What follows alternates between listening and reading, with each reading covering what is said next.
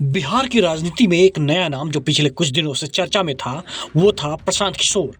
Social media और TV पर उनकी खूब चर्चा हो रही थी, लेकिन जब बात वोटों की आई तो बिहार की जनता ने उन्हें अपना समर्थन नहीं दिया। 2020 में चुनावी मैदान में उतरी उनकी पार्टी जनसुराज बिहार के विधानसभा चुनाव में बड़ी उम्मीदों के साथ उतरी थी, लेकिन रिजल्ट ने यह साबित कर दिया कि राजनीति सिर्फ टीवी और सोशल मीडिया पर ही नहीं बल्कि जमीन पर होती है। तो सवाल यह है कि आखिर क्यों बिहार की जनता ने प्रशांत किशोर को नकारा? क्या इस चुनावी हार के बाद उनका राजनीतिक भविष्य अब अंधेरे में है? आखिर क्यों जनसुराज पार्टी को बिहार में वो सफलता नहीं मिली जिसकी उम्मीद खुद प्रशांत किशोर और उनके समर्थन कर रहे थे? बिहार विधानसभा चुनाव में प्रशांत किशोर की जनसुराज पार्टी का हाल क्या हुआ, ये तो आप सबको पता चल गया है।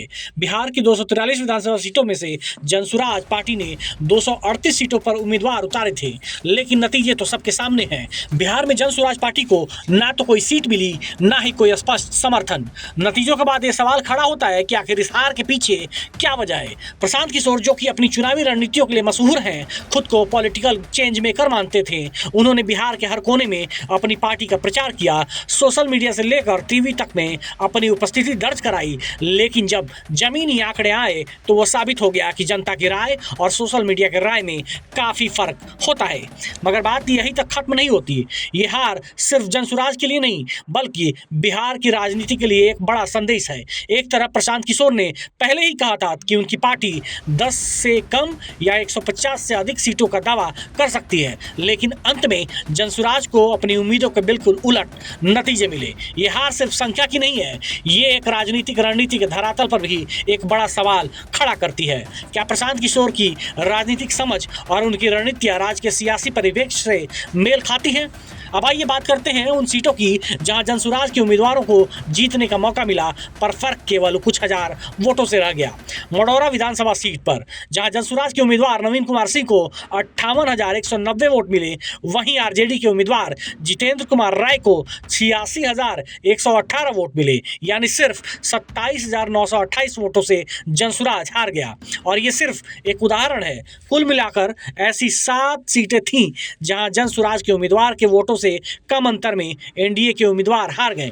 ये साबित करता है कि जनसुराज पार्टी को मिले वोटों ने चुनाव परिणामों में अहम भूमिका निभाई है, लेकिन ये कोई बड़ा झटका नहीं साबित हुआ। अब सवाल ये उठता है कि क्या प्रशांत किशोर की ये हार उनकी राजनीतिक छवि पर असर डालेगी?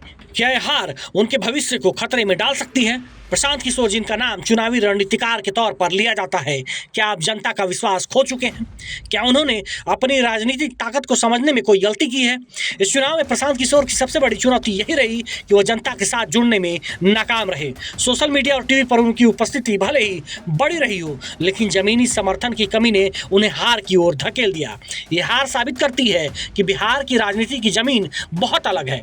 यहाँ के लोग सिर्फ प्रचार और रणनीति से प्रभावित नहीं होते, बल्कि उन मुद्दों से भी जुड़ते हैं जो उनके सीधे जीवन से जुड़े होते हैं। अब सवाल यह है कि क्या इस हार से कुछ सीखा जा सकता है? क्या प्रशांत किशोर अपनी राजनीतिक रणनीति में बदलाव करेंगे, या फिर इस बार की हार को एक असफल प्रयास मानकर आगे बढ़ेंगे? क्या वो बिहार की जनता के दिल में जगह बना पाएंगे, या उनकी छवि केवल सोशल मीडिया तक ही सीमित रहेगी, या फिर उनकी छवि केवल वोट कटवा के रूप में ही जानी जाएगी?